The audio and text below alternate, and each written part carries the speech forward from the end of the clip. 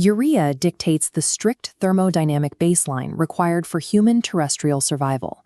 The physical consequences of a systemic waste backup are violent.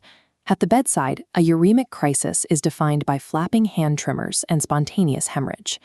To permanently leave the ocean, early mammals had to evolve a mechanism to carry nitrogen waste. The ornithine-urea cycle solved this by locking toxic nitrogen into a stable, transportable unit. Decoding this molecule requires a progression from its molecular foundations through its role in systemic physiology, and finally into the pathological failure modes and fatal laboratory interferences that deceive modern physicians. Tracking urea means measuring the exact architectural limits of human systemic resilience. The chemical identity of urea is carbonyl diamide. With a molecular mass of 60.06 grams per mole, it serves as the primary nitrogenous product of protein catabolism. This molecular blueprint illustrates its precise planar geometry. A central carbonyl group is linked symmetrically to two identical primary amino groups.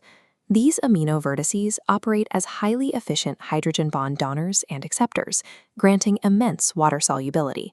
Over 1,080 grams dissolve in a single liter.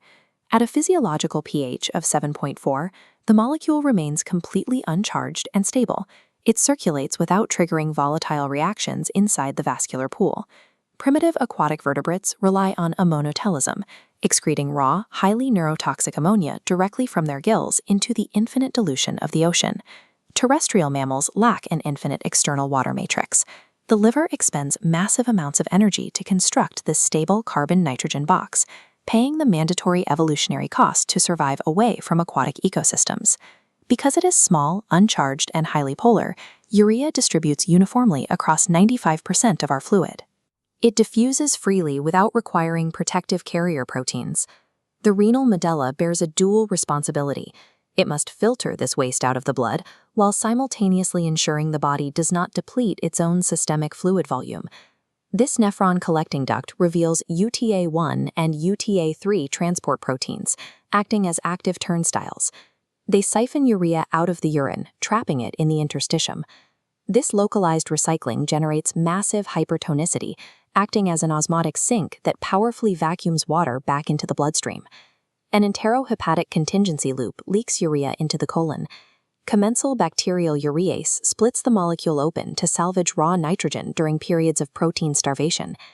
The molecule functions as the definitive detoxification vehicle for excess nitrogen and the primary osmotic engine driving water retrieval.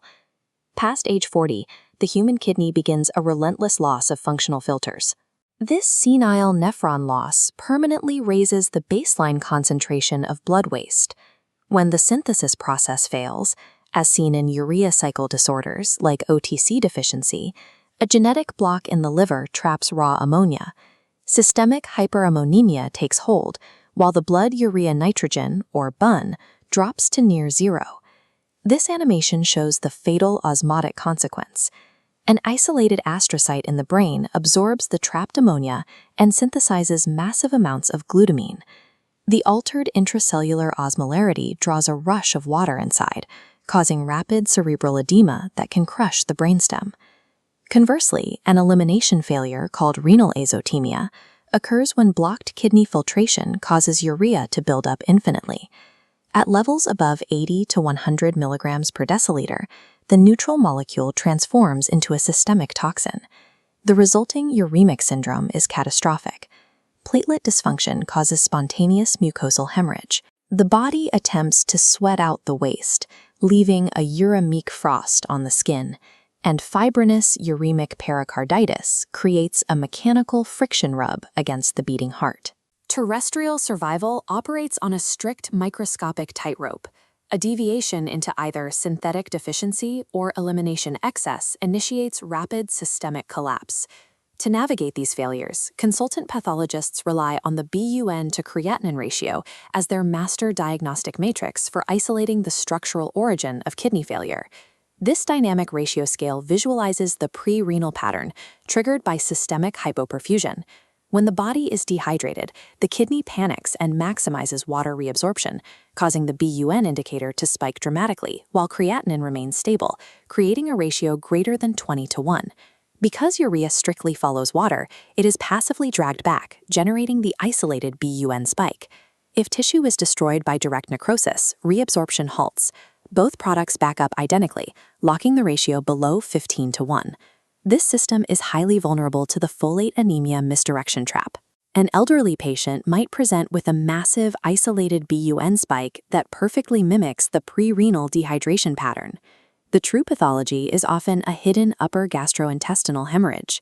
The gut floods with blood proteins, which digestive enzymes break into amino acids. The liver rapidly converts this massive protein load into urea, faking a kidney alarm. Treating a wide ratio with IV fluids without verifying via a complete blood count or endoscopy turns precise clinical data into a deadly diagnostic illusion.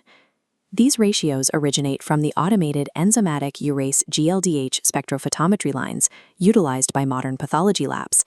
The primary pre-analytical vulnerability of this high-volume equipment is temperature. Leaving drawn blood samples unrefrigerated allows common environmental bacteria to contaminate the collection tube. These bacteria synthesize their own urase enzymes and rapidly hydrolyze the urea mass before the laboratory can analyze it. The machine reads a falsely depressed BUN, entirely masking an active kidney injury. An equally severe analytical vulnerability occurs when a phlebotomist accidentally draws a renal panel into a gray-top glucose tube. The high-volume sodium fluoride in the gray tube acts as a competitive inhibitor. It permanently paralyzes the machine's enzymatic assay, blinding the equipment. Laboratories enforce strict internal quality control to catch these errors. Automated delta checks halt the line if they detect unnatural shifts in BUN of more than 15 milligrams per deciliter within a single 24-hour window. Without meticulous pre-analytical handling and rigorous diagnostic stewardship, the highest precision technology in modern medicine is easily defeated by simple chemical kinetics. Resolving a urea crisis demands specific therapeutic endpoints. End-stage uremic toxicity requires mechanical extracorporeal hemodialysis to physically strip the blood, while pre-renal hypoperfusion requires isotonic crystalloid fluid expansion to reopen the filtration plumbing. Diagnostic stewardship dictates a policy of choosing wisely. Clinicians must wait 12 to 24 hours after fluid resuscitation before reordering a BUN panel, allowing thermodynamic fluid shifts the necessary time to equilibrate across cellular compartments. Across the entire architectural map, urea operates as a non-toxic nitrogen vehicle, a medullary osmotic engine, and a live metabolic proxy. Given that our biological filters degrade by 1 milliliter per minute every year, we have to consider if this progressive accumulation of metabolic waste defines the ultimate physical limit of the human machine. Understanding this single carbon-nitrogen molecule requires mapping the engineering, the resilience, and the ultimate physical limits of the human machine.